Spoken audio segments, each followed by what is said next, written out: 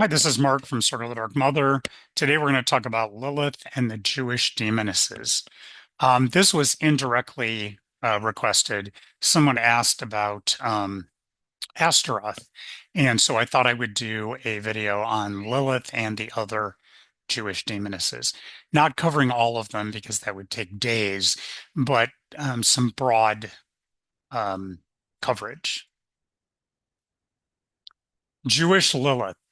Even though Lilith started as a goddess in Mesopotamia, she is considered a demonic succubus in Jewish tradition. Mesopotamian culture was a sex positive culture and had no issue with sexually active women. Conversely, Jewish tradition considered any woman who was sexual, especially outside of marriage, as evil and unclean. It was also a sin for men to spill their seed in any way, including nocturnal emissions. Sex was only allowed for procreation.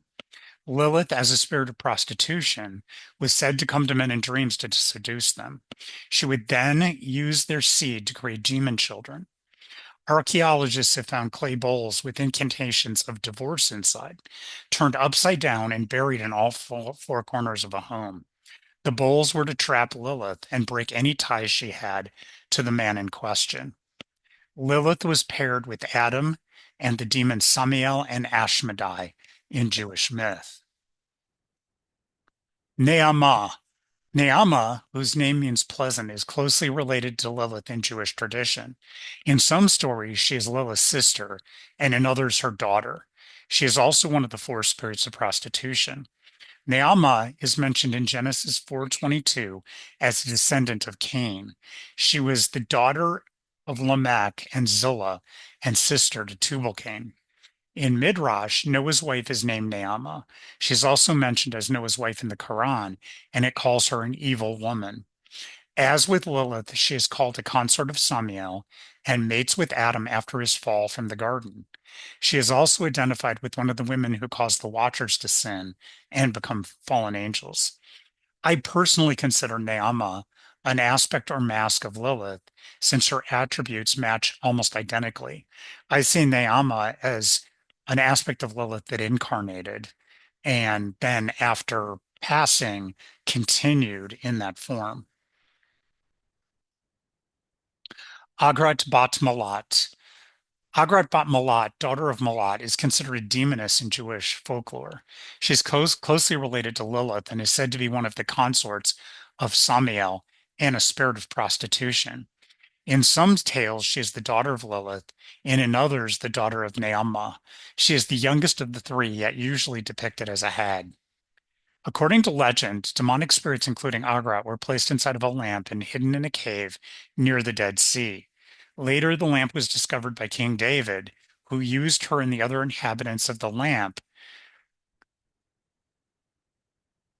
and was later used by King Solomon to build the temple. Agat is one of the most wrathful aspects of Lilith, depicted as a hag or a dark void, like a sentient black hole. She is really sort of terrifying. I have worked with her briefly, but very, very severe deity. Aishid Zunanim. Aishid Zunanim, called the woman of whoredom, is described as one of the spirits of prostitution, along with Lilith, Naamah, and Agrat Bat Malat. Aishit, associated with Egypt, is also one of the wives of Samiel. Her title is sometimes Kodesha, which is based on the Hebrew word Kodesh, meaning sacred, indicating she is a sacred prostitute and that she is holy. Sacred prostitutes in Mesopotamia weren't actually prostitutes. They were priests and priestesses who were servants to those that came to the temple. Sometimes there was sexuality, but it was really an energetic experience. But of course, in Jewish tradition, it is very much considered sexual. Her associations again point to her being an aspect of Lilith, one of her many faces. Dayat, the gate between realms, accepts all who are ready, much as the stereotype of a whore is that they will accept any who come to them. And Dayat, being a sphere, not a separate, but a sphere on the tree of life and the tree of shadows, is a place where you can see the energy of Isid. Other female demons. There are way too many female demons in Judaism to include in one video. There are several mentioned in the Testament of Solomon, all having many similarities to Lilith and the other spirits of prostitution. I have worked with all the spirits of prostitution together, especially for binding abusive men from hurting others. Although not in their demonic forms, I use their goddess forms, but you can work with them in these darker aspects.